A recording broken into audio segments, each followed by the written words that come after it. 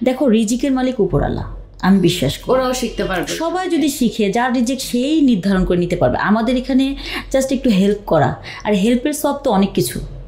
কারণ আমি যদি একজনকে সহযোগিতা করি আমি আরও অনেক কিছু পাবো। সো আমি রিটার্নটা, মেন্টালিটিটাই আসলে দরকার সবার। মানুষজন হচ্ছে না ঠিক আছে আমি উপরে উঠবো, এইটাই তো আজকাল মানুষ তো হিংসা বেশি করে, নজর বেশি দেয়। বাট আমার কাছে যেটা মনে হয়, যার যার রিজিক আল্লাহ তার নির্ধারণ করে দিয়েছে।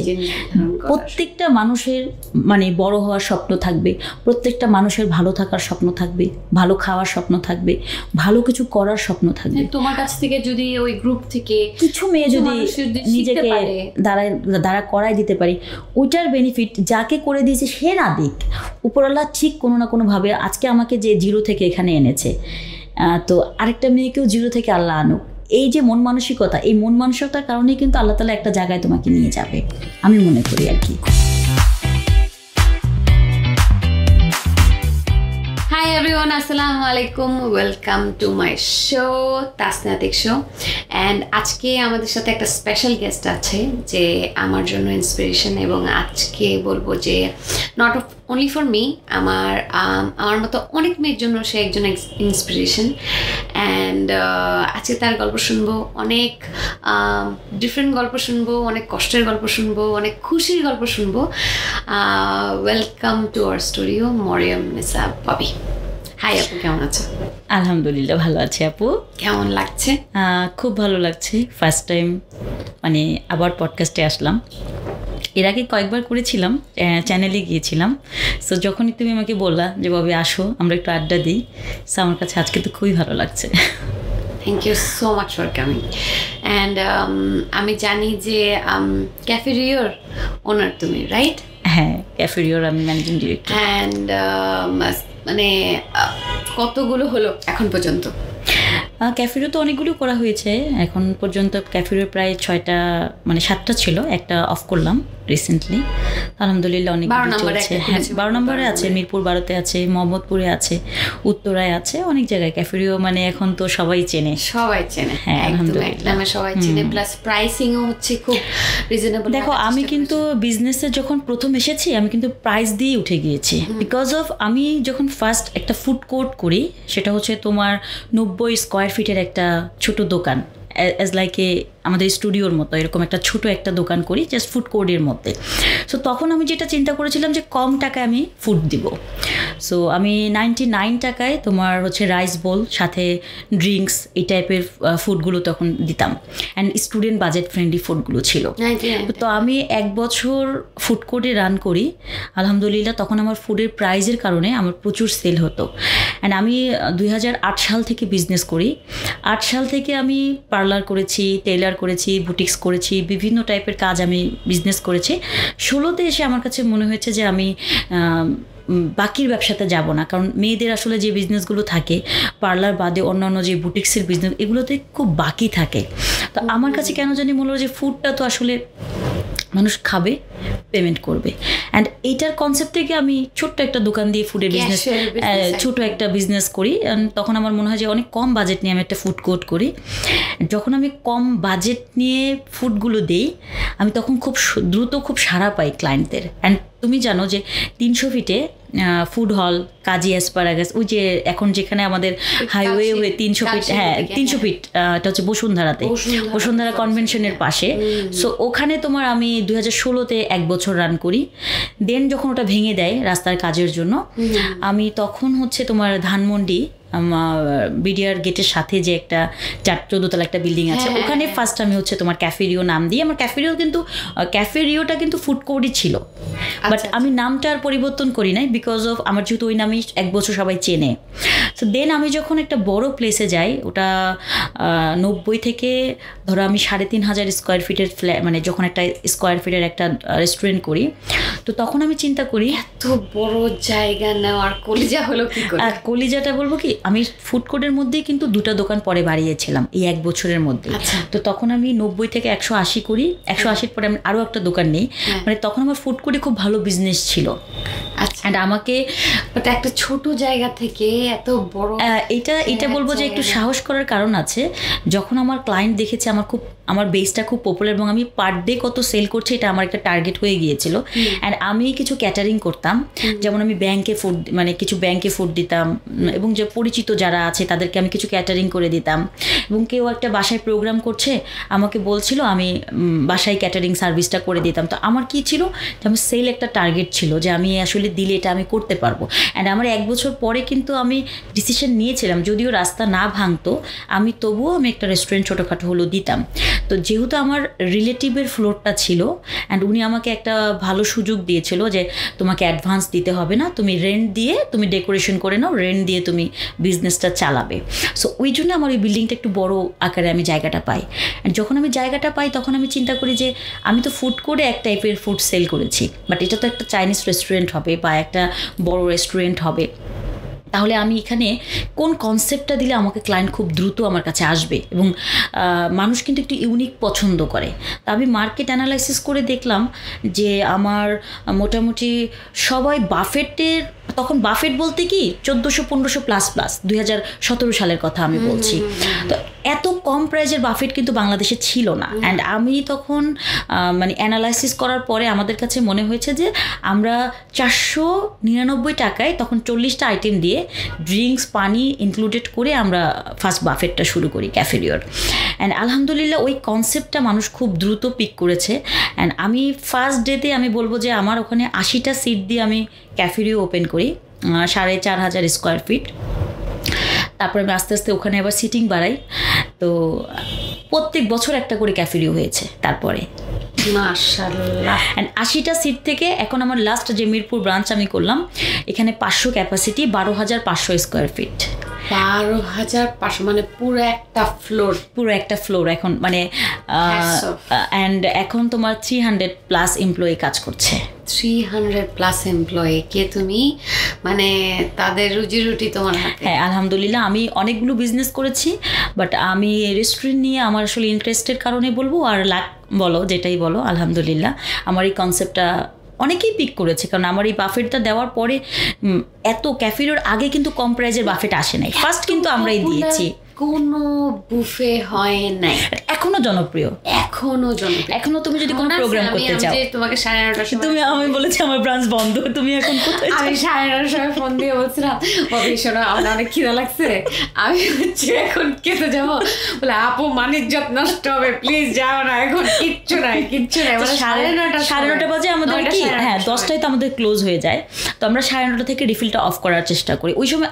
আমি দেখো আমি সবসময় একটা জিনিস চিন্তা করি, বিজনেসের প্রথম হচ্ছে মানুষ চায় খেতে গেলে আগে খাবারটা টেস্ট হতে হবে, দেন হচ্ছে এনভায়রনমেন্টের কথা চিন্তা করবে। বিশ্বাস কিন্তু আমি এটাও শুনছি যে তোমার টেস্ট মানে ফুডের টেস্ট কিন্তু ফ্যান্টাস্টিক।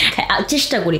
এখনো পর্যন্ত বলা আছে যে ধরো 120টা আইটেম আমাদের বাফেটে এবং প্রাইস দেখো সেই 500 টাকা থেকে আমি শুধু 400 টাকা বাড়িয়েছি, মানে এখন 999 টাকা আমাদের হচ্ছে লাস্ট আর কি প্রফিট মার্জিন। একদম আমরা 10% আমরা একদম প্রফিট মার্জিনটা সত্যি বলতে কম রাখি, বিকজ অফ আমার একটা বাল্ক অ্যামাউন্টের একটা গেস্ট আছে আমার মার্কেটে। সো আমি চিন্তা করি যে আমি যদি অ্যাভারেজ আমার গেস্ট হিসেব করি দেন আলহামদুলিল্লাহ, কারণ আমার এতগুলো এমপ্লয়ি চালিয়ে আমার ব্রাঞ্চ ভাড়া দিয়ে সব কিছু খরচ দিয়ে আমি যেটা পাই আমি মনে করি আলহামদুলিল্লাহ আমার জন্য। কারণ আমি মানুষই তো আমরা 3 জন মানে 4 জন পরিবারে, সো আমার মনে হয় এর থেকে বেশি আমার লাগবে না, সব মানুষের জন্যই আমি দিতে পারলে ভালো। গ্রেট কনসেপ্ট ইট ইজ, মানে বাল্কে ব্যবসা করে মিনিমাম প্রফিটটা আমি সব সময় রাখি এবং আমার টার্গেট থাকে যে ক্লায়েন্টকে আমি একটা ভালো প্রপার সার্ভিস দিব, একটা ভালো ফুড দিব। সবসময় বাসায়ও রান্না করতে গেলে 2-1 সময় তোমার খারাপ হয়ে যায়, ওটা আমি ধরে নিই যে 20% হয়তো আমার ভুল হয়ে যায়। অ্যাকচুয়ালি আমাদের কোনো ফুড কুক করা থাকে না, আমাদের প্রতিদিন একটা বাজেট থাকে। ধরো আজকে আমার 100 জন বুকিং আছে, 200 জন বুকিং আছে, যেমন আজকে ফ্রাইডে, সো আজকে ধরো আমার সবগুলো ব্রাঞ্চে ফুল বুকিং আছে সিট অনুযায়ী। সো বাজারটা আমাদের ওইভাবে আসে অ্যান্ড প্রত্যেক দিন আমাদের কিন্তু সকালে বাজার চলে আসে, এটা আমাদের একদম বাজার এলো, একদম ফ্রেশ বাজার আসে। বিকজ অফ তুমি দেখবা যে বাসায় যখন তুমি রান্না করো, যখন তুমি ফ্রেশ বাজারটা করে নিজে কুক করছো, ওটা কিন্তু আলাদা একটা টেস্ট আছে। তুমি যে ফ্রিজিং করে রাখছো, কালকে যখন ওই বাজারটা রান্না করছো ওটা কিন্তু মজা লাগছে না। সো আমি এখানে যেটা চিন্তা করি যে আমার কোনো ফুড বাসি থাকবে না, কোনো ফুড ফ্রিজিং করা, আমার কিন্তু ফ্রিজ ওরকম নাই। এই জন্য তুমি একদম ফ্রেশ খাবারটা যখন ওরা কুক করে সাথে সাথে ওই দিনেরটা ওই দিনই শেষ হয়ে যায়। অ্যান্ড যেটা আমাদের রাতে থাকে, ধরো 20 জনের খাবার বেঁচে গেল, যেটা কুক হয়ে যায় 20 জন বা 10 জন বা 15 জন, একটা সামথিং ফুড থেকে যায়, ওটাকে আমরা পার্সেল করে আমরা দেন হচ্ছে কিছু আমাদের আশেপাশের যারা নিডি আছে মানুষ, তাদেরকে আমরা দেওয়ার ব্যবস্থা করে দিই। এটা আমাদের হচ্ছে বিশেষ করে আমার এটা যেটা বেঁচে যায়, বাফেটে যেটা বেঁচে যায়, বাফেটের ফুডগুলো তো একদম ভালো থাকে, ফ্রেশ থাকে। আর আমাদের গেস্টরা যদি নষ্ট করে সেটা আমরা বারবার বলে দিই যে তুমি কি করো, বাফেটের যেটা ওটা আমি প্যাকেট করে করে তোমার অনেক গরিব মানুষ আছে আমাদের বিল্ডিং এর আশেপাশে যারা থাকে রেস্টুরেন্টের, এখানে দিয়ে দিই। সিম্পলি রেসপেক্ট দিব আমি তোমাকে, লিটারালি এটা আসলে এই কনসেপ্টটা আরো মানে যারা এই বিজনেস করে তাদের এই জিনিসটা অ্যাডপ্ট করা। এটা আসলে কি ফুডগুলো ফেলে দিলে একসময় হয় কি রেস্টুরেন্টের ছেলেরাও খেতে চায় না, কারণ ওরা তো এই ফুডের মধ্যেই থাকে। সো আমরা চিন্তা করি যে আমাদের এমপ্লয়িরা এগুলো এই মানে ফ্রাইড রাইস বলো, ভেজিটেবল, নান, এইসব যখন বেঁচে যায় এগুলো পরের দিন চালানোর মতো ওয়ে থাকে না, আর আমি চালাতেও দিই না। আমার কথা হচ্ছে আমি একদম ফ্রেশ, কারণ এই খাবারটা আমি বাসায় নিয়ে যাই, আমি নিজে খাই। আমি যেরকম তোমাকে রেসপেক্ট দিলাম, আরো 10টা মানুষও, 10টা না 1000 মানুষও তোমাকে এই রেসপেক্ট। আমাদের রেস্টুরেন্টের নিচে মানে 10টার পরে সামথিং ভেরি সারপ্রাইজিং। আমি এটা অ্যাকচুয়ালি এক্সপেক্টই করি নাই যে এই কাজটাও কেউ করতে পারে। তো এটা আমি ট্রাই করি বিকজ অফ হচ্ছে একটা তো সোয়াব বলো, খাবার মানুষকে খাওয়ানো এটা অনেক বড় একটা ব্যাপার, কারণ আমি আতিথেয়তা খুব পছন্দ করি না। আমার রেস্টুরেন্টে যারা আসে আমি মনে করি যে আমার ওগুলো সব আতিথেয়তা করতে পারি তাদেরকে, যেন তারা আমার এই খাবারটা খেয়ে একটা প্রশংসা করে যায়। এবং আমি কিন্তু আমার এমপ্লয়ীদেরকে খাতা দিয়ে দিয়েছি, ডায়েরি দিয়ে দিয়েছি, এবং কমেন্ট বক্সের জন্য আমি অনেক পেপার দিয়ে দিই যে ক্লায়েন্টদের থেকে আমাদের আরও কী ইমপ্রুভ করতে হবে সেটা নাও। একটা রেস্টুরেন্ট একটা মালিক যদি নিজে চালায়, আমি বলবো যে সেই রেস্টুরেন্টটা কখনোই পড়ে যাবে না। কারণ আমি যখনই কোথাও যাই, আমার 10 দিন 15 দিন গ্যাপ হলেই আমার কাছে মনে হয় যে কোনো কিছু আমার ব্রাঞ্চে প্রবলেম হচ্ছে, কারণ আমি এভরিডে 1-2টা ব্রাঞ্চে ভিজিট করি এভরিডে। কারণ রিসেন্টলি কিন্তু আমি ট্রাভেল এজেন্সি নিয়ে খুব ব্যস্ত, বিভিন্ন দেশেও আমার যেতে হচ্ছে বা আমার অফিসেও আমার অনেকটা সময় দিতে হচ্ছে। ট্রাভেল এজেন্সি আমি 2020 সাল থেকে, করোনা থেকে আমার স্টার্ট।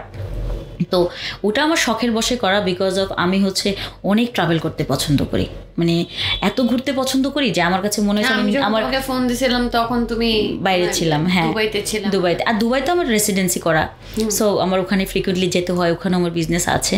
সো ট্রাভেল এজেন্সি করার কারণে হয়েছে কি যে আমি এত বেশি মানে বাইরে যাচ্ছি, মনে হচ্ছে আমার রেস্টুরেন্টে আমার গ্যাপ পড়ে যাচ্ছে। সো দুইটাকেই আমার এখন ব্যালেন্স করতে হচ্ছে। আর ট্রাভেল এজেন্সির অফিস তো আমার গুলশান পিঙ্ক সিটিতে। এটাও আলহামদুলিল্লাহ আমি একটা জিনিস বলবো যে সবচেয়ে কম বাজেটে যদি কেউ টিকিট, ভিসা, মানে ভিসা প্রাইস তো অ্যাজ ইউজুয়াল যেটা থাকে সেটাই, বাট টিকিট রিও ট্রিপ আমার। আচ্ছা, আমার একটা কোয়েশ্চেন বলো, এই রিও কথাটার নাম কোথা থেকে আসে? দাঁড়া আমি তোমাকে কিছু কোয়েশ্চেন করি। হ্যাঁ, ফ্যান কোয়েশ্চেন, ঠিক আছে? বলো, ক্যাফে রিও নাম কেন? আচ্ছা, ক্যাফিরো নামটা সবাই জিজ্ঞেস করে কেন। অ্যাকচুয়ালি যখন আমি নাম সিলেক্ট করি কয়েকটা, তো তার ভিতরে মানে ক্যাফে রিওটা ছিল। অনেকগুলো নাম মানুষ আজকাল রেস্টুরেন্ট দেয়, মানে অনেক নামে দেয় যেটা তোমার উচ্চারণটা কষ্ট হয়ে যায়, মানুষের ব্রেনে খুব সহজে থাকে না। রিও নামটা যখন আমি ক্যাফে রিও, তো আমি সার্চ করলাম যে ক্যাফে রিও কী আছে। রিও নামে একটা ছোট বার্ড আছে, তারপরে ব্রাজিলের একটা তোমার আছে, হ্যাঁ রিও বার্ড আছে, একদম ছোট বার্ড। রিও বার্ডের একটা কার্টুনও আছে। সো রিওর কি আছে আমি এগুলো সার্চ করতে থাকি। অ্যান্ড আমি যখন দেখলাম যে মানে উচ্চারণটা খুব ইজি, রিও, হ্যাঁ, সো রিও মানে আমার কাছে মনে হয়েছে যে আমার নামটা চেনানোর জন্য আমি সিলেক্ট করে দিয়েছি তখন। দেন আমার মানে নামটা পছন্দ হওয়ার কারণে আমি দিয়েছি। সেকেন্ড কোয়েশ্চেন, ফ্যান কোয়েশ্চেন হচ্ছে ব্রাজিলিয়ান ফুটবল ফ্যান? আমি ব্রাজিল না আর্জেন্টিনা ছিলাম, সত্যি কথা। আচ্ছা, আরেকটা খুব উইয়ার্ড কোয়েশ্চেন, ব্রাজিলিয়ান মাফিয়ার সঙ্গে সংযুক্ত? আমি হাসতে আমি তো মাফিয়া তো বাংলাদেশের, ব্রাজিলের না। এই 3টা কোয়েশ্চেন আমাকে করা হয়েছে তোমার জন্য। আচ্ছা, নাইস। আচ্ছা, তোমাকে জিজ্ঞেস করবো আর কি। সো থিং ইজ রেডিও শব্দটা হচ্ছে খুবই মানে ইজি একটা শব্দ, সবার জন্য মনে থাকে। আমি চিন্তা করেছি যে আমি খুব ইজি একটা নাম দিব যেটাতে কিনা মানুষ খুব সহজে বলবে এবং সহজে খুঁজে পাবে। এই টাইপের আমি করতে চেয়েছিলাম যে হ্যাঁ রিওতে যাবো, মানে রিওতে খাবো। তো এখন আমার হয়ে গেছি সব বিজনেসগুলোই আমার রিও নামে হয়ে গেছে। যেমন আমার অনলাইন একটা শপ আছে, রিও শপ, ওখানে আমার মেয়েরা কাজ করে। ও রিও শপ তোমার? ইয়েস, এতদিনে জানলাম। রিওর মোটামুটি আমার অনেকগুলি নিয়ে কাজ করেছি। রিও শপ চলছে। রিও নামে কয়টা বিজনেস আছে এখন? রিও নামে অলরেডি 3টা আছে। Rio shop, Rio travel agency, Rio হচ্ছে ক্যাফেরিও। হ্যাঁ, আর হচ্ছে আরেকটা হচ্ছে তোমার, আমার একটা গ্রুপ আছে 1 লক্ষ নারী উদ্যোক্তা আমার সাথে আছেন। সেই গ্রুপটা আমি যে তোমাকে লাস্টবার দাওয়াত করেছিলাম আমার প্রোগ্রামে, প্রতি বছর আমি একটা করে প্রোগ্রাম করি। হ্যাঁ, 12 নম্বরে আমি প্রোগ্রাম করলাম। এবার তো 2 সপ্তাহে 400 নারী উদ্যোক্তা রেজিস্ট্রেশন করেছে আমার গ্রুপে। সো এত ভালো একটা গ্রুপ আমার, মানে আমি অনেক দিন থেকেই ওই গ্রুপে কি মানে উদ্যোক্তাদের নিয়ে আমরা চাই যে কিছু সোর্স, কিছু নেটওয়ার্কিং, কিছু বন্ডিং তৈরি করে দেওয়া, বিজনেসকে কিভাবে ডেভেলপ করবে সেই ব্যাপারে সহযোগিতা করা। হ্যাঁ, অ্যাকচুয়ালি হ্যাঁ, আমি চাই যে আমার যে সোর্সগুলো আছে সবাইকে দিয়ে, দেখো রিজিকের মালিক উপরআল্লাহ, আমি বিশ্বাস করি। ওরাও শিখতে পারবে, সবাই যদি শিখে, যার রিজিক সেই নির্ধারণ করে নিতে পারবে। আমাদের এখানে জাস্ট একটু হেল্প করা, আর হেল্পের সব তো অনেক কিছু। কারণ আমি যদি একজনকে সহযোগিতা করি, আমি আরও অনেক কিছু পাবো। সো আমি রিটার্নটা, এই মেন্টালিটিটাই আসলে দরকার সবার। মানুষজন হচ্ছে না, ঠিক আছে আমি উপরে উঠবো, এইটাই তো আজকাল মানুষ তো হিংসা বেশি করে, নজর বেশি দেয়। বাট আমার কাছে যেটা মনে হয়, যার যার রিজিক আল্লাহ তার নির্ধারণ করে দিয়েছে। প্রত্যেকটা মানুষের মানে বড় হওয়ার স্বপ্ন থাকবে, প্রত্যেকটা মানুষের ভালো থাকার স্বপ্ন থাকবে, ভালো খাওয়ার স্বপ্ন থাকবে, ভালো কিছু করার স্বপ্ন থাকবে। তোমার কাছ থেকে যদি ওই গ্রুপ থেকে কিছু মেয়ে যদি নিজেকে দাঁড়া করাই দিতে পারি, ওইটার বেনিফিট যাকে করে দিয়েছে সে না দিক, উপরওয়ালা ঠিক কোনো না কোনোভাবে আজকে আমাকে যে 0 থেকে এখানে এনেছে, তো আরেকটা মেয়েকেও 0 থেকে আল্লাহ আনুক। এই যে মন মানসিকতা, এই মন মানসিকতার কারণেই কিন্তু আল্লাহ তাআলা একটা জায়গায় তোমাকে নিয়ে যাবে, আমি মনে করি আর কি। গ্রেট মেন্টালিটি, বিশ্বাস করো এই জিনিসটাই দরকার আসলে, এটাই। আচ্ছা, এবার আমরা কথা বলি তোমার চাইল্ডহুড সম্পর্কে বলো, এবং এই যে ক্যাফেরিও তুমি দাঁড় করালা, ঠিক আছে, সেটার পিছনে স্ট্রাগল তো নিশ্চয়ই আছে। এটা বলতে গেলে একটু মানে কি বলবো, আমি এক্সাইট মানে হয়ে যাই। সো আসলে যেটা হয়েছে, আমি যখন জানতে চাই, আমি যখন ছোটবেলায় লেখাপড়া করি, মানে একদম ছোট বলবো, ক্লাস 5 থেকে মানে আমার স্পষ্ট অনেক কিছু মনে থাকে যেটা বলবো। বাবা তো ডিফেন্সে চাকরি করেছে, একটা জিনিস লিমিটেডের মধ্যে আমাদের চলতে হয়েছে। আমাদের 4টা ভাই বোন, আমরা সব কিছুই লিমিটেড করে পেয়েছি বা চলেছি, মেনে নিয়েছি অনেক কিছুই। সো আব্বার ওখানে আব্বু সবসময় আমাদেরকে বাইরে নিলে বলতো, দেখো অমুক জায়গায় এই মেয়েরা এইভাবে কাজ করছে, মানে আব্বু সবসময় ওই কাজের মধ্যে আমাদেরকে খুব ইন্সপায়ার করতো। আমার ছোটোবেলাটা আসলে তো ক্যাম্পে কেটেছে, বড় আস্তে আস্তে ওখানেই হয়েছি, বিডিআর ক্যাম্পে। হ্যাঁ, আব্বা ওখানে চাকরি করতেন, তারপর আব্বা পোস্টিং হলো, আমরা বাইরে চলে আসলাম। তো ওই যে হয় না যে ভালোবাসা, প্রেম, হ্যাঁ, তখন তো আমাদের আবেগ কাজ করতো, আমরা ছিলাম ছোট। তো এক সময় ক্লাস 9-এর দিকে আমি একটা রিলেশনে খুব মানে কি বলবো অনেক বেশি হয়ে যাই। দেন আমি হচ্ছে বিয়েটা খুব আর্লি করে ফেলি, মানে পরিবারের মতামত ছাড়াই, সত্যি কথা বলতে গেলে। হ্যাঁ, আলহামদুলিল্লাহ।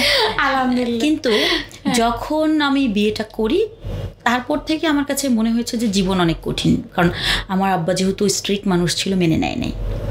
অ্যান্ড বাড়ি থেকে বের হয়ে যাওয়া বলো, আসলে হ্যাঁ একদম বাইরে, মানে আঙ্কেল মানে একদম স্ট্রিক্ট, আমি ওকে পালবো না। মা একটু সহযোগিতা করেছে, না হলে তো আমি তখন কোথায় যেতাম। আমার হাজব্যান্ড যেটা করেছিল যে ওরও পড়াশোনার মানে তখন ছিল, ও মাস্টার্স মানে অনার্স 3rd ইয়ারে ছিল, একটু সিনিয়র ছিল।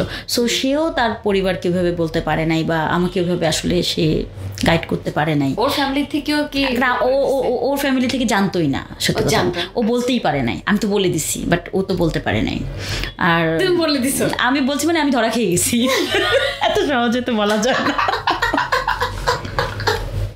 তো এখন যতটা ইজিলি বলতেছি, তখনকার সিচুয়েশন অনেক কঠিন ছিল। আমি মেয়েদেরকে বলবো যে আমাদের বয়সটা যখন খারাপ থাকে বা বয়সটা যখন অল্প থাকে, তখন আমরা ভুল ডিসিশনগুলো খুব দ্রুত নিয়ে নিতে পারি। কিন্তু এটা পরবর্তীতে ধাপগুলো, সেগুলো যে আমাদের কত কঠিন না। তুমি বোঝো এসএসসিতে তোমার কি হবে তুমি বলো, এসএসসিতে তুমি বুঝো একটা মেয়ে যখন এসএসসি দেয় মানে আমার বাচ্চার এখন এসএসসির সময়, হ্যাঁ আমার বাচ্চা এখন এসএসসির সময় বোঝো। সো এখন ওই সময়টা আমাদের কি বা বয়স হয়। তো যাই হোক আমি খুব ক্রেজি ছিলাম। অ্যান্ড ছোটবেলা থেকে যেটা হতো কি আমি খুব কাজ করতাম। কাজ বলতে কি স্টোরি ভাই, আমি জীবনে প্রথমবার শুনলাম, বিশ্বাস করো। মানে ক্লাস 9-এ বাসা থেকে বের করে দিছে, শেষ। ম্যাট্রিক পরীক্ষা কিভাবে দিলা? এসএসসি দিছি, এসএসসির পরে আর কি 9 থেকে রিলেশন। হ্যাঁ, এইটা শেষের দিকে। কোথা থেকে দিছো? জামাইয়ের বাসা থেকে? না, ওটা বাবার বাসা থেকে। জামাইয়ের বাসা তো নেই নাই।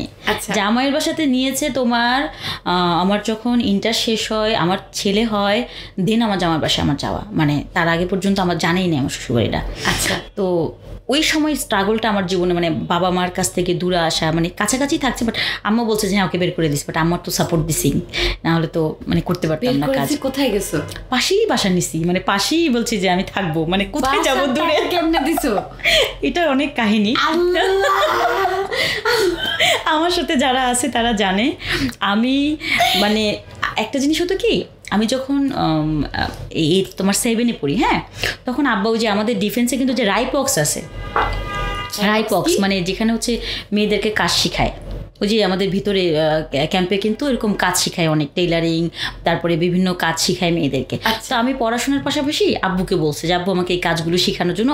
তো ওখানে তো আন্টিরা বেশি শিখে, মেয়েরা বেশি শিখে না। তো আব্বু ওখানে আমাকে ভর্তি করাই দিছিল।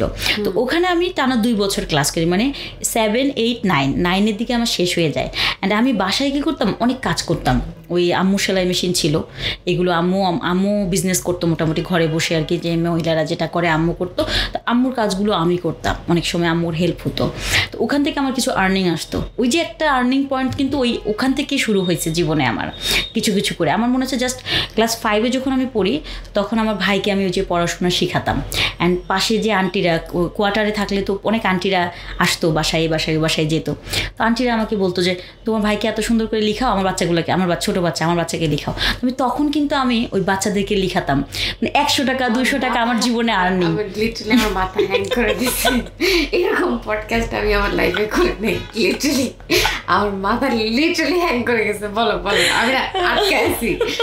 ওই সময়টা আসলে তখন মনে হতো যে কি বাবার উপরে এত প্রেশার থাকতো, আমার কাছে মনে হতো যে আমি কখনো চাকরি করব না। আমি যদি কিছু করি তাহলে আমি নিজে বিজনেস করব বা নিজে কিভাবে আর্ন করব, সেই চিন্তাটা আমার তখন থেকেই কাজ করতো, ছোটো থেকেই কাজ করতো। তো ওই যে তখন হচ্ছে ভাইটাকে যখন পড়াশোনা শেখাতাম একটু করে, তো পাশের আন্টিরা মজা করে এসে বলতো আমার মেয়েটাকে একটু পড়াও, তো একটু পড়ালে খুশি হয়ে কিছু দিত।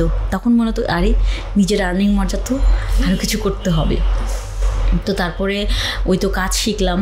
কাজ শেখার পরে যখন আমি 9-এ উঠি তখন আমার ফ্রেন্ডরা, আমার স্কুল ফ্রেন্ডরা যারা আছে এখনও আমার ফেসবুক ফ্রেন্ডে আছে, ওরা বলতো তুই কি সুন্দর আমাদের ড্রেস সেলাই করে দিতি। মানে আমি তো তখন তো আর আমাকে ওইভাবে কেউ চিনতো না। তো ফ্রেন্ডদের ড্রেস বলতাম যাই তোরটা আমি বানিয়ে দিব, আমি কিন্তু এখন অনেক সুন্দর ড্রেস বানাতে পারি। তো আমার ফ্রেন্ড সেদিন আমাকে বলতেছিল যে তুই আমাদের জামা বানিয়ে আমরা একরকম জামা পরেছি। সো ওই জায়গা থেকে না ওই কাজগুলো নেওয়া শুরু হয় একটু করে। অ্যান্ড আমি যখন এসএসসিতেই তো আমার মানে লাভ ম্যারেজ হয়, তখন যখন ফ্যামিলি থেকে আমি বাইরে চলে আসি, অ্যান্ড তখন আমি বুঝতে পারি যে ওই আর্নিংগুলো তো বাবার বাসায় থেকে করেছি, তখন তো আমার কোনো নিড ছিল না। বাট এখন তো আমার নিজেকে চালানোর নিড শুরু হয়ে গেল।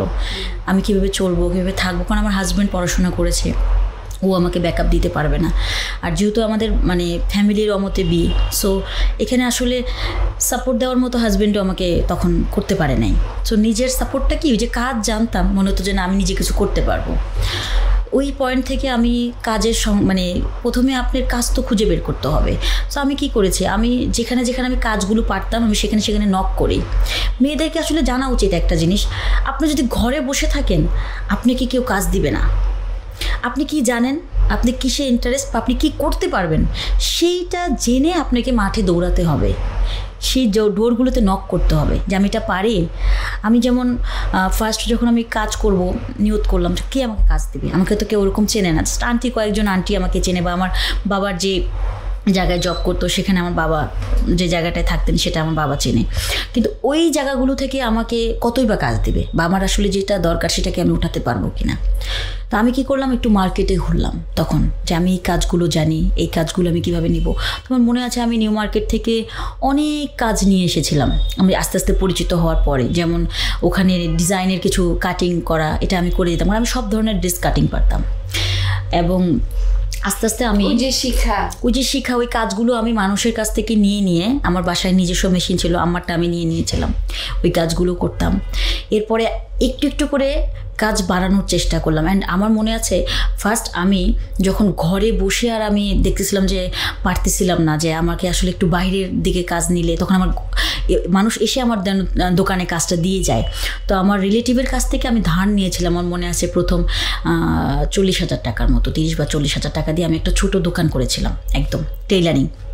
যেহেতু আমি কাজ করতাম যে আমার যদি একটা ছোটো আউটলেট থাকে তাহলে ওটাতে মানুষ আমাকে কাজ দিবে, আমাকে জানবে। এটা আমি 2010-এর দিকে করেছিলাম, 2010-এর দিকে। তখন আমি একটা ছোট দোকানের মতো করি, অ্যান্ড ওখান থেকে আমার আসলে বিজনেস জার্নিটা শুরু হয়। তো আলহামদুলিল্লাহ তখন আমি দেখতাম কি আমি মানে একটা থিওরি আমি জীবনে সবসময় প্রয়োগ করেছি, কম টাকা দিব, প্রাইস কম দিব, কাজ অনেক বেশি করব। আমার কাজ বাল্ক টাইপের কাজ আমার খুব পছন্দ। তো আমি এর কাজও নিয়েছি যারা আপনার শোরুমে কাজ করে, শোরুমের যে ডিজাইনের কাজগুলো, বিভিন্ন ড্রেস, বুটিক্স এর কুর্তি থেকে শুরু করে অনেক জামা, এগুলো আমার টেলারে আমি করাতাম। তো একটা মেশিন থেকে আমার 2012-13 দিকে আমি 10টা মেশিন কিনলাম, মানে একটা থেকে একটা কাজের যে এটা বলে বাড়ানো। তো এটা আসলে আমার তখন হচ্ছে এই যুদ্ধটা, আমি বলবো যে মানুষ যদি কেউ কাজ করে, যুদ্ধ করে, সে সফল হবে। সো আমি টেইলারিং থেকে দেখলাম একটা মেশিন থেকে 10টা মেশিন।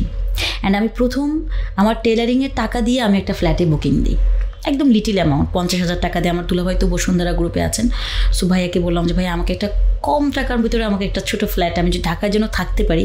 ওই 2013 সালে আমি সাহস করি যে আমি ঢাকায় একটা ছোটো ফ্ল্যাট কিনবো। সো আমার দুলাভাই আমাকে খুব বাজেট ফ্রেন্ডলি একটা ফ্ল্যাটের ব্যবস্থা করে দেয় তখন। আমার টেইলারিং থেকে আমার জাম্প হলো অনেক বিজনেসে, আমি পার্লার দিলাম, আমি অনেক টাইপের বিজনেস দিলাম। তো এই যে আমার জার্নিগুলো, আমি যে যখন আমার আশেপাশে যারা ছিল আমাকে না কেউ দমাতে পারে নাই, আমাকে সবাই মানে অনেকভাবে আমার কাজ নিয়ে, আমি যখন কোথাও গিয়েছি কাজ নিতে, তো হয় না যে রিলেটিভ হিসেবে পরিচয় দেওয়া, তো এটা অনেকেই করে নাই তখন, কারণ তখন তো আমার কাজে আমার ফোকাস ছিল, কে আমাকে পরিচয় দিবে কে দিবে না এটা নিয়ে আমি আই ডোন্ট কেয়ার। এটা আসলে সব মেয়ের ক্ষেত্রেই হয় আসলে, হ্যাঁ, যেটা বলা যায় যে যখন ওই যে মানে হাতি যখন গর্তে পড়ে মশার লাথি মারে, পিঁপড়ে লাথি মারে, রাইট। সো তো এটা আসলে সবার জীবনের স্টোরি, এক্স্যাক্টলি আমার জীবনের স্টোরিও সেম। যখন গর্তে পড়লাম তখন আসলে কারোর পাত্তা নেই, যখন আসলে টপে থাকা বা যখন একটু মানে পপুলারিটিতে থাকা, যখন মানে সবাই চেনে সবাই জানে, তখন সবাই চলে আসছে, হ্যাঁ সবাই চলে আসছে, এবং আমার কোনো দোষ নাই। হ্যাঁ, আমি যেটা করেছি সেটা আমার জীবনের চ্যালেঞ্জ ছিল, সেটাই আমার জীবনের সফলতা। এখন যখন ধরো ইউর পপুলার বা বিজনেস পপুলার, তখন এসে সবাই একদম আসলে। আর এখন আমি যেটা বলবো যে যেই মেয়েই হোক, বাবার যত টাকা থাকুক, হাজব্যান্ড অনেক প্রভাবশালী, আমি প্রত্যেকটা শোতে গিয়ে, প্রত্যেকটা জায়গায় গিয়ে আমি মেয়েদেরকে একটা কথা সবসময় বলি, নিজে কিছু করো। কারণ আমরা কি একটা জায়গায় খুব অসহায়, দিন শেষে গিয়ে আমাদেরই সব দোষ, আমাদের দোষগুলো সবাই খুব চোখে দেখে। আমরা কেন দৌড়াচ্ছি, কিসের পেছনে দৌড়াচ্ছি, সেটা কেউ মূল্যায়ন করে না, কিন্তু আমরা সব কিছু করে কিন্তু সন্তান আর সংসারের পিছিয়ে ঢেলে দিই। সত্যি কথা, আমরা কিন্তু ভালোবাসাটা আমাদের ওই সংসার করেই। মা হিসাবে কেমন, মা হিসাবে কিভাবে চালাবে, একটা ব্যবসায়ী কিভাবে মা হয়ে ভালো মা হবে, এটা সবচেয়ে বড় কোয়েশ্চেন। হ্যাঁ ঠিক আছে, আমি তো একটা মা হিসাবে বাচ্চার জন্যই আসলে মাটা সবচেয়ে বেশি করে, তার পরিবারের জন্য সবচেয়ে বেশি করে। এই কনসেপ্টটাই হচ্ছে আজকালকার দিনের সবচেয়ে বড় চ্যালেঞ্জ, যে মা হিসাবে কেমন, ব্যবসায়ী হলে মা হিসাবে খারাপ, একটু পপুলার হলে বা মা হিসেবে খারাপ। এরকমও শুনতে হয়েছে অনেক সময় যে আমি তো বাচ্চার টেক কেয়ার করি না, হ্যাঁ আমি তো কাজ করতে করতে হ্যাঁ শুধু টাকাই কামাচ্ছি, হ্যাঁ আমি বাচ্চার দিকে খেয়াল করি না। বাট স্টিল নাও এখনো পর্যন্ত আমার মেয়ে ক্লাস 9-এ, ছেলে ক্লাস 8-এ উঠবে, তো এখনো পর্যন্ত কিন্তু ওদের গার্জেনশিপ বলো, ওদের লেখাপড়া বলো, ওদের থাকা, সব কিছু কিন্তু আমার উপরে। এখনো পর্যন্ত আমি ও মানে ও কারোর কাছ থেকে কোনো সাপোর্ট আমার লাগে না। কে থাকবে? দাদি, নানি, আত্মীয় স্বজন কেউই তো থাকবে না, থাকবে শুধু মা। আর আমি জানি যে জীবনে যখন চ্যালেঞ্জটা প্রথমে যখন আমি নিয়েছি তখন শেষটা আমারই করতে হবে। অ্যান্ড আমার একটা জিনিস ব্রেনের ভিতরে মানে গেঁথে গিয়েছে, আমার কেউ নাই, যখন আমার সব কিছু হবে তখন আমার সবাই থাকবে। আবার এই পর্যায়ে এসে যদি আমার সব কিছু চলেও যায়, আমি জানি আমার কেউ থাকবে না। সো আমি নিজেকেই এখন নিজের প্রায়োরিটিটা বেশি দিই, আমার কাজগুলিকে আমি খুব বেশি প্রাধান্য দিই, তারপরে আমার বাইরের কাজগুলো। কারণ আমি জানি আমি যে জায়গাটা থেকে স্ট্রাগল করে এসেছি ওই সময় আমার কেউ ছিল না। হ্যাঁ, ফ্যামিলি, মা বলো বা বাবা বলো, হ্যাঁ প্রয়োজনে যতটুকু তাদের সাপোর্ট পেয়েছি আলহামদুলিল্লাহ আমি মনে করি। এখনো পর্যন্ত তাদের জন্য যতটুকু আল্লাহ আমাকে করাচ্ছে আমি আলহামদুলিল্লাহ। কিন্তু আমি জানি যে দিন শেষে আমার যদি পড়ে যাই বা আমার যদি কোনো খারাপ সিচুয়েশন আসে, উপরওয়ালা ছাড়া আমার আর কেউ নেই।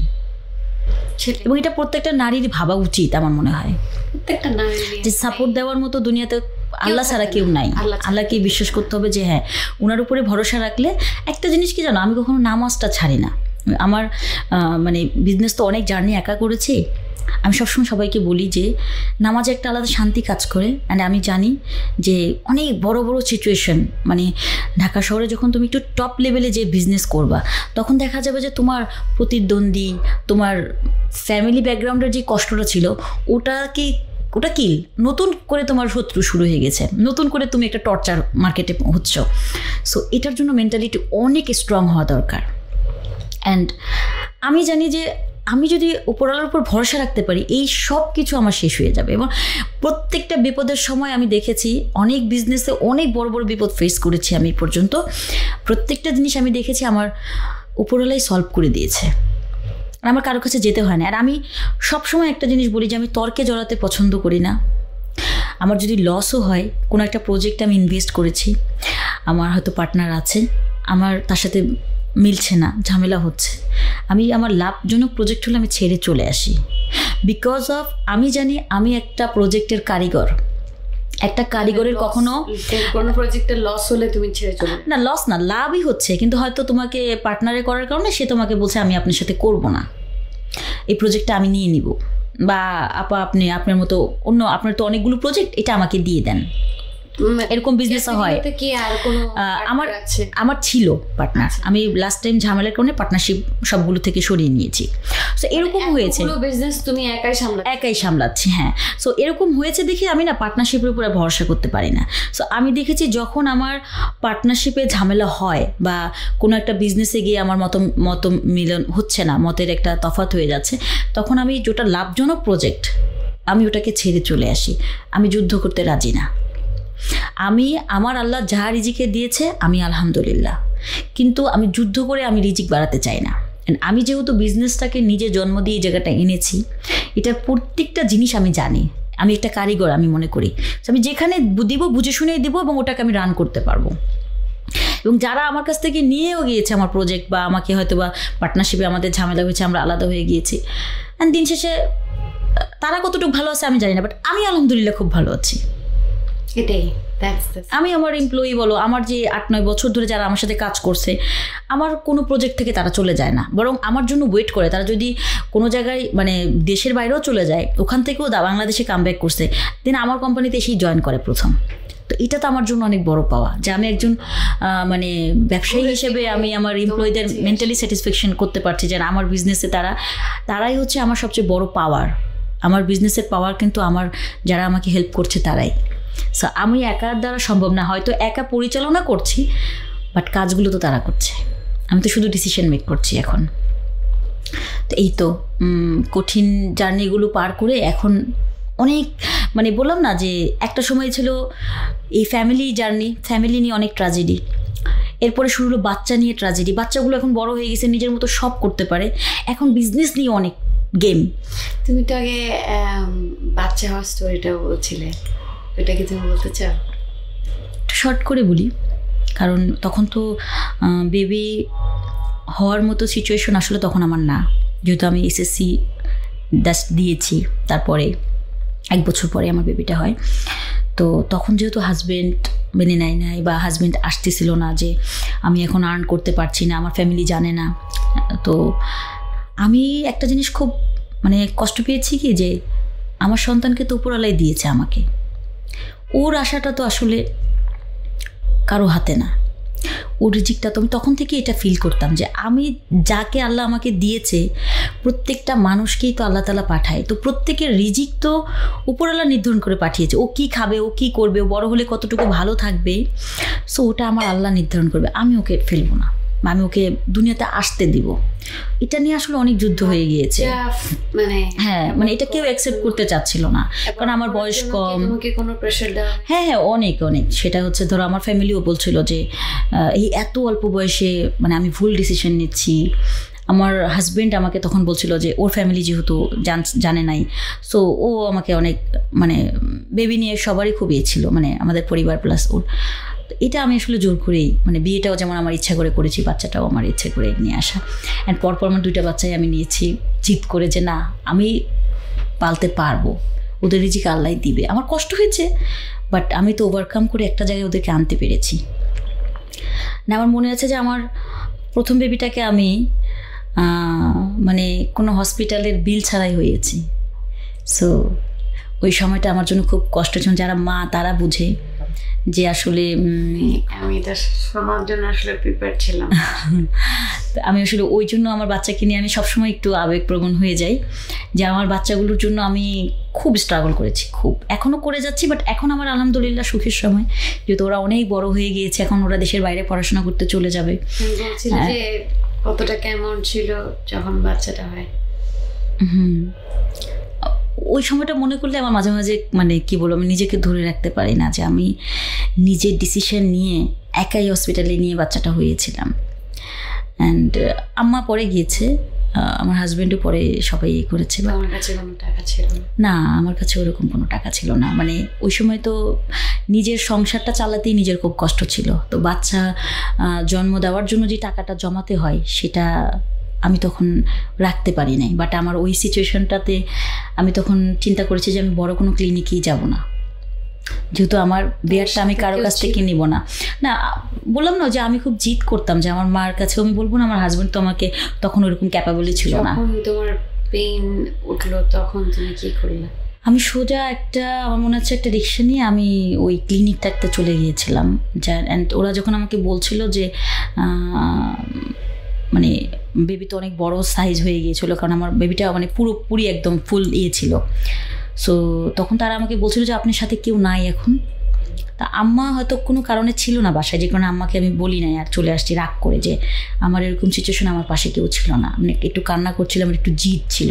তো বললো যে আপনার তো একজন লাগবে অ্যাটলিস্ট মানে কথা বলার জন্য।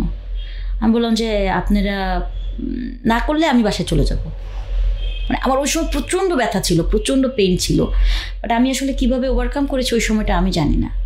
ওটা আমার জীবনের খুব, আমার যদি যে কেউ যদি বলে যে তুমি জীবনে কখন বেশি কষ্ট পেয়েছো বা কখন তোমার জীবন যে কষ্টটা তুমি কোনোদিন ভুলবা না, সেটা হচ্ছে আমার জীবনের ওই কষ্টটা, আমার ফার্স্ট বেবিটা যখন আমি দুনিয়াতে আনি।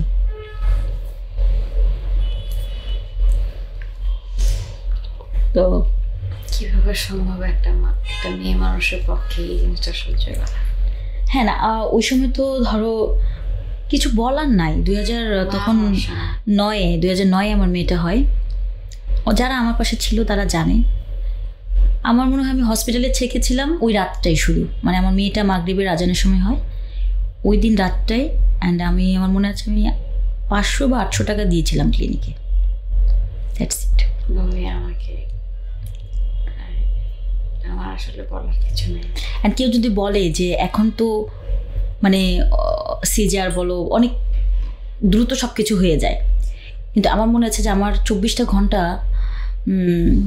মানে এটার বর্ণনাটা আমি আসলে এখন দিতে পারছি না, কারণ অন ক্যামেরায় এই 24টা ঘন্টা আমার জীবনে প্রতিটা সেকেন্ড আমার মনে হয় এখন আমি ফিল করি মাঝে মাঝে। এখন বাংলাদেশের এরকম কোনো সিচুয়েশন আদৌ আছে কিনা বা আমি শুনছি কিনা, এই জন্যে আমি বাচ্চাদেরকে নিয়ে না আমি খুব ইমোশন। আর আমি ওদের প্রায়োরিটি সব জীবনে সব কিছুর জন্য আমার মনে হয় আমার বেঁচে থাকাটাই মানে আমার যুদ্ধ স্ট্রাগল সফলতা আমার সব কিছু ঘিরে আমার কাছে মনে হয় যেন আমার সন্তানরা তাদের জন্য মনে হয় আমি অনেক বেশি যুদ্ধ করেছি লাইফে সব জায়গা থেকে আমি নিজেকে সরিয়ে নিয়েছি আমি একা থেকেছি আমি ওদেরকে মানুষ করার চেষ্টা করেছি এখনো পর্যন্ত স্ট্রাগল যে তোমরা দেশের বাইরে যাবা নিজের পায়ে দাঁড়াবা এটাই আমার স্বপ্ন আমি ভুলে গিয়েছি আমার জীবনে অনেক কিছু করতে হবে আমি ভুলে গিয়েছি যে আমার ফ্রেন্ড সার্কেল বন্ধুবান্ধব আমার জীবন থেকে সব কিছুই আমি অমিট করে দিয়েছি শুধু বাচ্চাদের কারণে মানে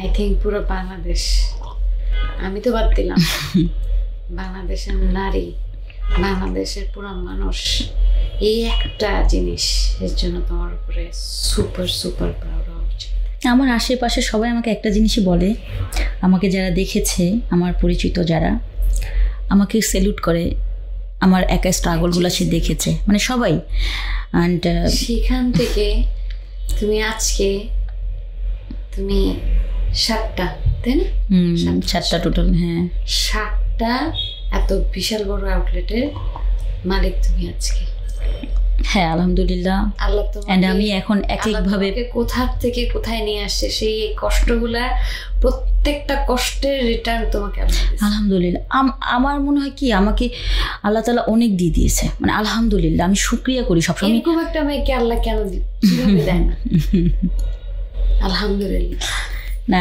এটাই আমি অনেক পেয়েছি সেটাতে তোমার কষ্টও আছে সেটাতে তোমার অনেক বেশি চেষ্টাও আছে মানে এতটুকু চেষ্টাও বা কে করতে পারে আমি না ঘরে ঢুকে যখন আমার বাবুগুলোকে দেখতাম তখন আমার না সব কষ্ট চলে যেত আমি যখন ওদের স্কুলে নিয়ে যেয়ে দিয়ে আমি এবার কাজে চলে আসতাম মানে এখনো পর্যন্ত স্টিল নাও আমার ওই যে জিদ যে আমার বাচ্চাদের জন্য যে করে নাই তাকে আমি করতে দিব না অ্যান্ড আমি দিইও নাই কাউকে করতে আমার বাচ্চাগুলোর জন্য আমিই করেছি কারো কাছ থেকে আমি হেল্প চাই নাই অ্যান্ড আমি নিয়েও নাই সেটা যদি ওর বাবার থেকেও হয় তাও না যেহেতু আমি তাদেরকে এনেছি আমার যুদ্ধ করে আমার যুদ্ধতে তারা এসেছে আমি তাদেরকে মানুষ করব অ্যান্ড ওদের আমি তুমি ম্যাক্সিমাম দেখবো যে আমি শুধু ওদেরকে নিয়েই পোস্ট করি মানে ওদেরকে নিয়ে আমার স্বপ্ন ওদেরকে নিয়ে আমার ঘোরা ওদেরকে নিয়ে আমার জীবন এভাবেই আমি আসলে কাজের পরে ওদেরকে নিয়ে ভালো থাকতে পছন্দ করি এখন হাজবেন্ড কেমন আছে উনি আছেন উনি দুবাই থাকেন এখন দেশের বাইরে ভালো আছেন হ্যাঁ আমার কাছে মনে হয়েছে যে আমার যেই সময়টা খুব নিট ছিল সেই সময়টা আমি পার করে চলে এসেছি সো এখন যার যার বিজনেস যার যার জিনিসে ফোকাস দেওয়াটা বেটার আই থিঙ্ক এখন দুবাইতে কি করছো উনি ওনার মতো বিজনেস করছে তুমি কিছু করছো আমি তো করছি আমি তো আমার রেসিডেন্সি দুবাইতে প্লাস আমার যাওয়া আসা থাকছে বিজনেসের বিভিন্ন কাজ ওখানে আমি বাড়িয়েছি হ্যাঁ এজেন্সিগুলোর কাজ করছি তোমার হচ্ছে এখন আশেপাশের ধরো দেশের যত মানে আমার হচ্ছে ওয়ার্ল্ড ওয়াইড সব দেশের আমি ভিসা এখন করতে পারছি ট্রাভেল এজেন্সি থেকে মানে আমার কাছে মনে হচ্ছে বিজনেস থেকে আর একটু মোড় ঘুরিয়ে নেই যেহেতু আমার রেস্টুরেন্ট অনেকগুলো হচ্ছে করছি এতক্ষণ আমরা খুবই খুবই খুবই হার্ট টাচিং অনেকগুলো গল্প শুনলাম অ্যান্ড আই থিঙ্ক আমি যতগুলো পডকাস্ট করেছি সোফার আজকের মতো ইমোশনাল মনে হয় আমি কোনোদিনই হয়নি ববি মানে তোমার যে স্টোরি বিশ্বাস করো শুধু আমি না বাংলাদেশের পৃথিবীর যে কোনো মানুষই শুনুক সর্বপ্রথম সুপার ইন্সপিরেশন পাবে সেকেন্ড হচ্ছে আমি জানি না চোখের পানি আটকে রাখতে পারবে কিনা অ্যান্ড থার্ড হচ্ছে যে সাহস তুমি দেখাইছো যে সাহস নিয়ে তুমি কাজগুলো করছো আমার মনে হয় তুমি কোনো মানে নর্মাল হিউম্যানের পর্যায়ে পড়ো না তুমি কোনো নর্মাল মানুষ না তুমি super human super woman super হিউম্যানের উপরে যদি কিছু থাকে you are that thank you উপরওয়ালা সব কিছুই করে দিয়েছে আপু আমি শুধু একটা বলবো যে আমার মনোবল শক্তি চেষ্টা ছিল ইউ আর সামথিং মানে গল্প বলার মতো একটা মানুষ একটা ইন্সপিরেশনাল গল্প বলার মতো একটা মানুষ যদি আমাকে কেউ আজকের পর জিজ্ঞেস করে যে ধরো তুমি একটা সুপার হিউম্যান চিনো আমি বলবো হ্যাঁ একটা মেয়ে আছে ববি ও একটা সুপার হিউম্যান আমার কাছে আমি যেটা বলবো যে কোনো কাজ অনেকেই চিন্তা করে আমি কীভাবে শুরু করব, মানুষ কী ভাববে, ওই জিনিসটা ভাবা দরকার নেই। আমি যেটা জানি সেটা দিয়ে আমি শুরু করতে চাই। অ্যান্ড অনেকে ভাবে যে আমার কাছে তো টাকা নেই, প্রথম বিজনেস করতে গেলেই তবে টাকার সাপোর্ট লাগবে। আমি যেটা বলবো যে শুধু বুদ্ধিটা বাড়াও বা স্বপ্নটা তৈরি করো, টাকার ব্যবস্থা আল্লাহ করে দেবে। অ্যান্ড থার্ড যেটা হচ্ছে যে অনেকেই আমরা শুরু করি, ভেঙে পড়ি, হচ্ছে না, পারছি না, আর কতদিন। তো চেষ্টা থাকতে হবে, ধৈর্য ধরতে হবে। এই ধৈর্যটা কি 12 বছর না 12 দিন সেটা আপনি বুঝবেন না, বাট আপনার ধৈর্যটা কিন্তু ধরতে হবে। কারণ হুট করেই কোনো সফলতা আসে না, হুট করে যেটা আসে সেটা খুব দ্রুতই চলে যায়, কিন্তু যেটা একটু একটু করে আপনি করবেন সেটা আপনার জীবনে থেকে যাবে। আমি হুট করে অনেক বড় স্বপ্ন দেখতে পারি নাই, আমি সেই একটু একটু করে করে কিন্তু আজকের এই জায়গাটায় আসতে পেরেছি। কত বছর? 12 বছর পরে আমার 2018 থেকে আমি বলবো যে 17-18 থেকে আমার একটা মানে ভালো অ্যামাউন্ট আমার আলহামদুলিল্লাহ আসতে শুরু করেছে। এবং লাস্ট আমি 2018 থেকে 25 পর্যন্ত আমার ঘুরে তাকাতে হয় নাই পিছনে। এটা ছিল আমার টার্নিং পয়েন্ট, যে আমি উঠে গিয়েছি আলহামদুলিল্লাহ। এবং সবচেয়ে বড় কথা, আমি মানুষের বিশ্বাস, ভরসা, আস্থাটা রাখতে পেরেছি। বিকজ অফ একটা ব্রাঞ্চ যখন করতে হয় একটা বিগ বাজেটের ব্যাপার থাকে। সো এখানে কিন্তু আমাকে সহযোগিতা করেছে যারা আমাকে এই যে মার্কেটে যারা আমার সাথে কাজ করেছে বা ছিল, আমার ভেন্ডর বা আমার যারা ডিলার, আমাকে কিন্তু বাকিতেই সব করে দিয়েছে। এবং আমি কাজ করে করে তাদের পেমেন্ট পরিশোধ করেছি। এবং আমি টাইমলি, আমি খুব চিন্তা করি কথার অনেক মূল্য। আমি যদি আমার মার্কেটে একটা সুনাম আছে যে আমি যদি কাউকে কমিটমেন্ট দিই, ওই কমিটমেন্টে আমি পেমেন্ট করব। সেটা ব্যাংকও জানে। ব্যাংকের যে কোনো লোন পাইতে আমার সময় লাগে না, বিকজ অফ ব্যাংকে একটা ভালো রিপোর্ট আমার আছে যে একমাত্র আমি পারবো যে কিনা টাইমলি পেমেন্ট করার জন্য একদম। সো কমিটমেন্ট আপনি ওইভাবে আপনি দেন মানুষকে, আপনার কমিটমেন্টটা যেন আপনি রাখতে পারেন, তাহলে আপনার মানুষের রেসপেক্ট বাড়বে, ভরসা বাড়বে, আস্থা বাড়বে। সো যারাই আমরা মার্কেটে আসতেছি বিজনেস করার জন্য, টিকে থাকার জন্য আপনাকে লং টাইম টিকে থাকার চিন্তা করতে হবে। যে আমি বিজনেস দিচ্ছি আজকে, ওর থেকে কম প্রাইস দিয়ে আমি মার্কেটে খুব দ্রুত গেইন করব, এটা ভুল। আপনি আপনার কোয়ালিটি, বাজেট সব কিছু মেনটেন করেন, করে আপনি একটা বেটার প্রাইস দেন। এখন কে আপনার থেকে বেশি দিল, কে আপনার থেকে কম দিল, ওইটা করতে গেলে আপনি বিজনেসে পড়ে যাবেন। দেন আপনি যখন বিজনেসটা শুরু করবেন, আপনার যে বাজেটগুলো লাগবে, আমি বলি যে সেই বাজেটগুলোকে আপনি কীভাবে আনবেন, আর্ন করবেন, সেটার জন্য আপনি বন্ডিংটা ভালো রাখতে হবে মানুষের সাথে। বিশ্বাসটা করতে হবে যে হ্যাঁ, আপনাকে একটা মানুষ যখন 1 কোটি টাকা দিবে, তো তার বিশ্বাসটা তো আমাকে ব্যাক করতে হবে, ওই টাইমলি তাকে আবার পেমেন্টটা শোধ করতে হবে। আমাদের ভিতরে যেটা টেন্ডেন্সি থাকে বিজনেসে পড়ে যাওয়ার, সেটা হচ্ছে যে আমরা দুটো জিনিস খুব ভুল করি। এক হচ্ছে আমরা কমিটমেন্ট অনুযায়ী পেমেন্ট ক্লিয়ার করি না, আর 2 হচ্ছে যে আমরা খুব চেষ্টা করি কম্পিটিশন করার। দেখেন, যার যার বিজনেস, যার যার রিজিক তার। আপনি মার্কেটে বিজনেস করতে আসছেন, আপনি আপনার সর্বোচ্চ চেষ্টা করে আপনি করবেন। কাউকে ফেলানোর জন্য আপনি যদি আপনি প্রাইস কমিয়ে দেন, কাউকে টপকানোর জন্য আপনি যদি আপনার, অবশ্যই আপনি বিজনেস বুঝেই করবেন, কিন্তু যখন হিংসা বা প্রতিহিংসা চলে আসে বিজনেসে, তখন মানুষ ডাউন হয়। বিকজ অফ লাস্ট টাইম যখন করোনা গেল, করোনাতে আমরা অনেকেই কিন্তু, মানে আমার মনে হয় 99% ব্যবসায়ীরাই ক্ষতিগ্রস্ত ছিল। সেখান থেকে ওভারকাম করে কিন্তু আমার ব্রাঞ্চ করা বন্ধ হয় নাই। আমাকে 21 সালে যখন আমি গুলশানের প্রজেক্ট করি, তখন আমাকে বলছিল অনেকেই যে এই করোনার, মানে 21 সালেও তো করোনা ছিল, লকডাউন হলো, লকডাউনের কারণে আমি ওপেনিং দিতে পারিনি, পরে এবার দিয়েছিলাম। তখন আমাকে সবাই বলছিল যে উনি কি পাগল হয়ে গেছে, চ্যালেঞ্জ দিচ্ছে, এই করোনার মধ্যে মানুষ রেস্টুরেন্ট বন্ধ করে দিচ্ছে, উনি রেস্টুরেন্ট করছে, ওপেন করছে। তো আমার কথা হচ্ছে যে আপনি বিজনেস করতে গেলে আগে লাগবে আপনার ব্যাকআপের পরে আপনার লাগবে হচ্ছে, বিজনেস হচ্ছে লং টাইম চিন্তা করে করা। আপনি শর্ট টাইম বিজনেস করার চিন্তা করেন না। শর্ট টাইম করলে আপনি কোনো সময়ই করতে পারবেন না। আর আপনার যতটুকু ক্যাপাসিটি আছে বিজনেস বোঝার বা করার, ওর ভিতরে আপনি করেন। সাপোজ আমি 10টা ব্রাঞ্চ চালাতে পারবো না, এখন আমার মনে হচ্ছে, তাহলে আমি কেন 10টা নিব, আমি ওখানেই থেমে যাই। আমি আগে ক্যালকুলেশন করে আমি আর কতটুকু লোড নিতে পারবো, আমার ক্যাপাসিটি লোকজন কতটুকু আছে, তারপরে আমি কিন্তু যাই একটু একটু করে। আমি আজকে 2008 সাল থেকে আমার লাইফে আমার ইনকাম শুরু। 8 সাল থেকে আমার মনে হয় আমি ভ্যারাইটিস বিজনেস করেছি এবং সবচেয়ে বেটার বিজনেস করেছি রেস্টুরেন্টে। আলহামদুলিল্লাহ আমাকে সবাই চিনেছে, এখনও স্টিল নাও অনেকগুলো বিজনেস করছি।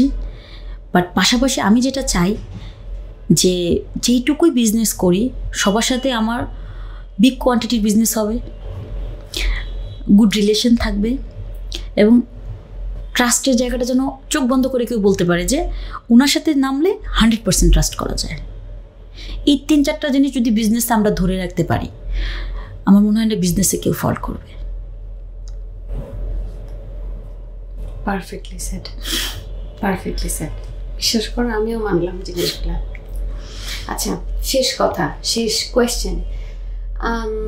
আমাদের জেনারেশনের মেয়েরা, ওদেরকে যদি তুমি বিজনেসে ইন্সপায়ার করতে চাও অথবা উৎসাহিত করতে চাও, তাহলে 3টা পয়েন্ট বলো, যে 3টা পয়েন্টে তারা বিজনেস শুরু করতে পারে অ্যান্ড খুব সাহস নিয়ে শুরু করতে পারে। 3টা পয়েন্টের আগে একটা পয়েন্ট বলবো, আমাদের এখনকার জেনারেশন, যেটা আমার বাচ্চাদের জেনারেশন বা আমাদের সময়কার যে জেনারেশনটা আছে, দুটো ডিফারেন্ট হয়ে গিয়েছে।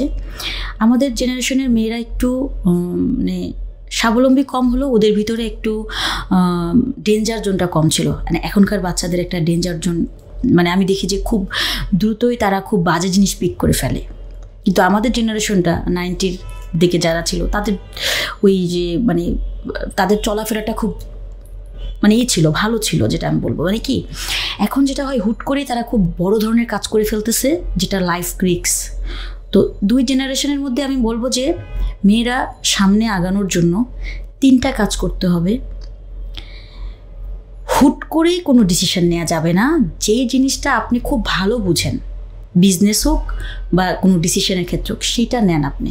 মানে এমন আছে আমি না বুঝে অন্যর কথা চিন্তা করে আমি একটা কাজ করে ফেলতেছি। ও বলতেছে যে এখানে ইনভেস্ট করলে এত টাকা প্রফিট হবে, কিন্তু আমি এই বিজনেস সম্পর্কে কিছুই জানি না বা ওই কাজটা সম্পর্কে আমি কিছুই জানি না। সো প্রথম কথা হচ্ছে যে জীবনে যদি কখনো কেউ নিজের পায়ে দাঁড়াতে চায়, প্যাশন ফলো করা, ড্রিম করা, রেডি করা যে আমি কি হতে চাই, আমার কি ইন্টারেস্ট আছে, আগে সেই জিনিসটাকে আপনি গোলটা নির্ধারণ করেন। আপনি গোল ছাড়া মাঠে ঘুরবেন, আপনি গোল দিতে পারবেন না। সো মেয়েদের প্রথম উচিত আগে নিজের গোল নির্ধারণ করা। অ্যান্ড সবসময় যেটা আমি বলি, সেকেন্ড হচ্ছে যার যত পয়সাই থাকুক, হাজব্যান্ডের হোক, বাবার হোক, সে অনেক রিচ পিপল হোক, নিজের আইডেন্টিটিটা রেডি করা। সে যেই সেক্টরেই হোক, প্রত্যেকটা সেক্টরে আমি মনে করবো রেসপেক্টের। যে কোনো কাজ, সেটা আর্ট হতে পারে, এখন আর্টিস্টরাও অনেক বড় বড় আর্ট করে অনেক ভালো ভালো জায়গায় চলে যাচ্ছে। যে কোনো কাজকে ডিফারেন্ট সেক্টর, এখন দেখুন কন্টেন্ট ক্রিয়েটররা, মানে তারা কিন্তু তাদের এইটা কিন্তু আমরা যদি আমাদের এজের কথা চিন্তা করি বা আমাদের ওই সময় কিন্তু এটা ছিল না। এখন তো অনেক ধরনের ক্যারিয়ার ডেভেলপের ফিনান্সিং করছে, বিভিন্ন ধরনের কাজ এখন কিন্তু অনলাইন করছে মানুষ। সো আগে জানতে হবে, করতে হবে, নিজের পায়ে দাঁড়াতে হবে, যার যত কিছুই থাকুক। থার্ড যেটা বলবো সেটা হচ্ছে চেষ্টা করে যেতে হবে। হচ্ছে না, পারছি না, আপনি লেগে থাকেন। আমি একটার পর একটা কাজে আমি লেগেছিলাম, পারতে হবে। আমি পিছনে আসার চিন্তা কখনো করি নাই। হয় জিতে যাব, নয় শিখে যাব, কিন্তু হেরে যাব না। আমি নিজে এটা মনে করি যে আমাদের জীবনে হারার কিছু নাই। বিশ্বাস করো, বিউটিফুল স্যার, মাশাআল্লাহ। আমাদের জীবনে হারার কিছু নাই। আরেকবার বলো, আমি শুনতে চাই। আমার কথা হচ্ছে, লাইফে যখন চলে আসছি আপু, সব কিছু ফেলে আবার চলে যাব, তাহলে আমি যখন সব কিছু ফেলে চলে যাব, তাহলে ওটাই তো আমার লস বলে জীবনে কিছু নেই। হয় জীবনে শিখবো, নয় জিতে যাব, বাট হেরে যাওয়ার কিছু নাই এখানে। আমি হারতে আসি না এই দুনিয়াতে, কারণ হারতে যদি হয় তাহলে জীবনটা যখন আমার এসেছে দুনিয়াতে, আমি তো তখনই উপরওয়ালার কাছে হেরে গিয়েছি যে আমাকে ব্যাক করতে হবে। এত কিছু করে, এত সম্মান, এত প্রপার্টি, এত কিছু করার পরে আমার সব ছেড়ে আমাকে 2টা হাত নিয়ে চলে যেতে হবে, তার মানে আমি তো হেরে গিয়েছি। কিন্তু এই জিনিসটা আমরা না চিন্তা করে আমরা মনে করি বিজনেসে লস করেছি, এখানে হেরে গিয়েছি, ওখানে চাকা খেয়েছি, ওখানে আমার মানে রিলেশনে ব্রেকআপ হয়ে গিয়েছে, মানে আমার সব জীবন থেকে চলে গেছে। নাথিং ইট। হয় শিখেছি নইলে জিতেছি, কিন্তু আমি হেরে যাইনি। Thank you so much. Thank you so very much. This was one of the best sessions I've done. And বিশ্বাস করেন আমি আসলে এই জিনিসটা হলফ করেই বলতে চাই যে এখন পর্যন্ত যতগুলো পডকাস্ট করেছি, this is my best session. Thank you so much. মানে বিশেষ করে ওর জন্য, ববির কাছে থেকে আসলে আমি তো মানুষকে শিখাই, আমি বিভিন্ন রকমের বিজনেস শিখাই, মোটিভেশনাল স্পিচ দেই, আমি এন্টারটেইন করি মানুষকে, আমি ট্রাভেল ব্লগিং করি, কত কিছুই তো করি। তো যেটা হলো যে এই একটা মানুষ যার কাছ থেকে আমি A to Z যতক্ষণ আমার সাথে ছিল, প্রত্যেকটা ওয়ার্ড, প্রত্যেকটা লেসন আমি ওর কাছ থেকে শিখছি। আমি প্রত্যেকটা জিনিস ওর কাছ থেকে শিখছি, প্রত্যেকটা ওয়ার্ড আমার মনে থাকবে। আমি যতদিন পর্যন্ত পডকাস্ট চালাবো, যতদিন পর্যন্ত মানুষের জন্য কাছ থেকে শুনবো, শিখবো, জানবো, এই একটা পডকাস্ট আমার সারা জীবন মনে থাকবে। অ্যান্ড থ্যাঙ্কস টু ইউ যে তুমি আজকে আসছো। না, আমার খুব ভালো লেগেছে। আমরা আড্ডাই দিছি। এখানে আমরা বলি যে আমরা আমাদের স্টুডিওতে কখনো এক্সটার্নাল কোনো মানুষ আনি না, যাতে আমরা নিজের কথা বলতে পারি। এটা আমাদের মানে নিজেদের জায়গা হিসেবে আমরা ট্রিট করি যে আমার স্টুডিওতে কখনো কেউ থাকবে না, আমরা নিজেরাই কথা বলবো, আমরা নিজেরাই এক্সপ্লেন করবো, আমাদের নিজেরাই ইমোশন যদি 100% এক্সপ্লোর করতে পারি, কথা বলতে পারি। এই জন্য আমি রুমে কাউকে কখনো রাখি না, এটাই ভালো। আর আসলে কি, জীবনের গল্পগুলো তো অটো চলে আসে, যারা আশেপাশে আছে তারা তো আমার জীবনের গল্পটা জানে। সো এখানে আসলে ওই যে জানানোর কিছু নেই, মন থেকে অনেক সময় অনেক কিছু বের হয়ে আসে যে এই কষ্টটা আমরা করেছি। অনেকে ভাবে আমার জীবনে মনে অনেক কষ্ট, হ্যাঁ অনেকেই বলে যে আমার জীবনে অনেক কষ্ট। প্রত্যেকটা মানুষের জীবনে, আমার জীবনের থেকে আরও অনেক বড় বড় কষ্ট আছে। এবং এখন কি হয় আপু, একটা জায়গায় আসার পরে না অনেক মেয়েরা, যেহেতু আমার উদ্যোক্তা গ্রুপে 1 লক্ষ নারী উদ্যোক্তা এবং 1 লক্ষ মেয়ে আছে, সো 1 লক্ষর ভিতরে প্রতিদিনই 2-4জন আমাকে ফোন করে, এই সমস্যা সেই সমস্যা, আপু এটা করতে পারছি না, ওটা করতে পারছি না, আপু কি। আমি একটা জিনিস বলি, ভেঙে পড়ো না, ওভারকাম করবাই, কারণ উপরওয়ালা রাতের পরে দিন, দিনের পরে রাত রাখছে। সো আমি তাদেরকে একটা জিনিস বলি যে দেখো, আমার জীবনে যা ঘটে গেছে তার থেকেও এখন যাদের গল্পটা শুনে আরও ভয়াবহ লাগে। সো তখন তাদেরকেও আমি বলি যে তোমরাও একদিন সফল হবে, অ্যান্ড ওই সময় তোমার এই দিনগুলোকে তুমি ফলো করবে এবং বলবে যে না, আপু একটা কথা বলছিল যে ধৈর্য হারায়ও না, কারণ দিন শেষে সূর্য উঠবেই, তুমি তোমার জীবনকে সামনে নিতে পারবে অনেক ভালো করে। আল্লাহ ততটুকুই কষ্ট দিবে যতটুকু তুমি সহ্য করতে পারো, এর বেশি আল্লাহ দিবে না। হ্যাঁ, আমার মনে আছে যে আব্বা যখন মারা যাচ্ছিল, তখন আমি যখন মানে আইসিইউতে ঢুকতেছিলাম, তখন দেয়ালে একটা কোট লেখা ছিল যে আল্লাহ doesn't give you the burden more than your soul can bear. তোমাকে আল্লাহ এতটা কষ্ট তোমাকে দিবে না যেটার চেয়ে বেশি তোমার সোল বার্ডেন করতে পারবে, মানে তোমার যে বেশি কষ্ট তোমাকে দিবে না। এক্স্যাক্টলি। সো যতদিন তুমি বেঁচে আছো তোমার সোল ওটা নিতে পারবে। রাইট। সো তোমার কথার সাথে মিল পেলাম আমি আসলে, তুমি ঠিকই বলছো। এটাই। So thank you so much, সবাইকে অসংখ্য ধন্যবাদ। আই থিঙ্ক এই স্টোরিটা A to Z ফুল দেখার মতো স্টোরি, সবার খুব ভালো লাগবে এবং প্রত্যেকটা ওয়ার্ড থেকে আপনারা ইন্সপিরেশন নিতে পারবেন, প্রত্যেকটা স্টোরি থেকে আপনারা ইন্সপিরেশন নিতে পারবেন এবং প্রত্যেকটা পুরো স্টোরিটা থেকেই হচ্ছে একটা লাইফ লেসন পাবেন আপনারা, অ্যান্ড সামনে এগিয়ে যাওয়ার মতো অনেক বড় সাহস পাবেন। অসংখ্য ধন্যবাদ তোমাকে আরেকবার আসার জন্য ববি। অনেক মানুষের লাইফ তুমি চেঞ্জ করবা ইনশাল্লাহ। এই ভিডিওটা আসলে মানে হাজার হাজার মানুষ সেভ করে রাখবে যাতে এই স্টোরিটা বারবার ইনশাল্লাহ। তো আজকে এতটুকুই থাকছে, সামনে অনেক ইন্সপিরেশনাল স্টোরি নিয়ে আসবো, এরকম অনেক মানুষ নিয়ে আসবো ববির মতো আমাদের স্টুডিওতে। আশা করি আমাদের সাথে থাকবেন।